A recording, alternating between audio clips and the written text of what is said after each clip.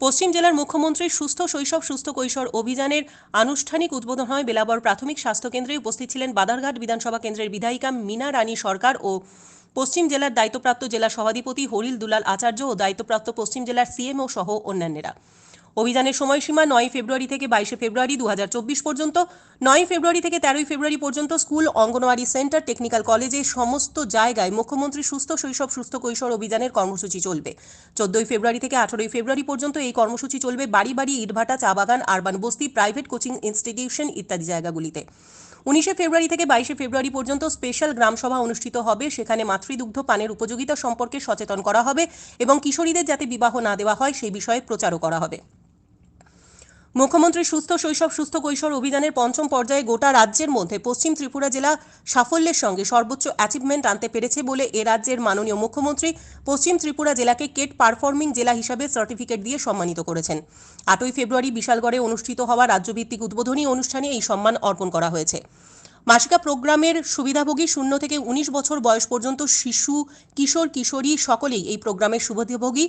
এই কর্মসূচিতে যে সুবিধাগুলি বা বেনিফিটসগুলি সুবিধাভোগীদের পৌঁছানো হবে সেগুলি হচ্ছে কৃমিনাশক ট্যাবলেট খাওয়ানো, আয়রন ফলিক অ্যাসিডের পরিপূরক প্রদান করা, টিটেনাস ডিপথেরিয়া টিকা 10 বছর এবং 16 বছরের কিশোর কিশোরীদের দেওয়া, ভিটামিন এর পরিপূরক ডোজ দেওয়া, 5 বছরের নিচে সকল শিশুদের একটি করে ওআরএস প্রদান করা সহ ডায়রিয়াতে আক্রান্ত বাচ্চাদের ওআরএস এবং জিঙ্ক প্রদান করা। এছাড়াও ছোট শিশুরা ফুসফুসের সংক্রমণে আক্রান্ত কিনা সেটা নিরূপণ করা হবে এবং আক্রান্ত বাচ্চাদের রেফার করা হবে। আশারা বাড়ি বাড়ি ভিজিটের সময় 45 দিনের নিচের বয়সের বাচ্চাদের পরীক্ষা নিরীক্ষা করবে, তাদের কোনো ধরনের সমস্যা আছে কিনা সেটা যাচাই করবে এবং 15 মাসের নিচের বয়সের বাচ্চাদের কারোর কোনো সমস্যা আছে কিনা সেটা নিরূপণ করবে এবং প্রয়োজনের ভিত্তিতে তাদের রেফার করবে। এই সময় মিজেলস, রুবেলা এবং পোলিও রোগের কোনো ধরনের লক্ষণ কারোর মধ্যে থাকলে তাদের নাম নথিভুক্ত করবে, তাদের স্যাম্পল কালেকশনের ব্যবস্থাও করা হবে।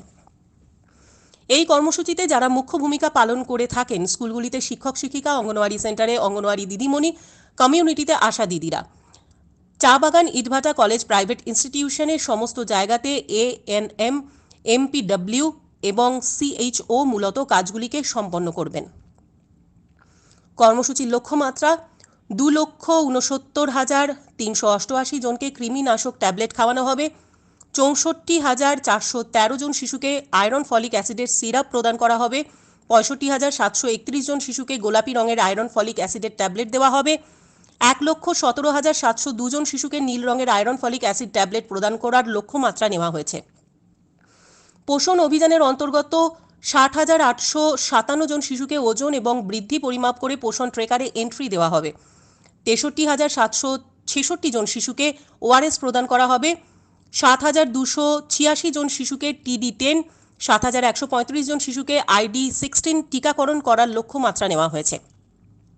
1,440 জন আশাকর্মী, 1,754 জন অঙ্গনওয়াড়ি কর্মী এই কাজে নিযুক্ত থাকবেন। 625 সংখ্যক গভর্নমেন্ট স্কুল, 188 সংখ্যক প্রাইভেট স্কুলে এই কর্মসূচি পালন করা হবে।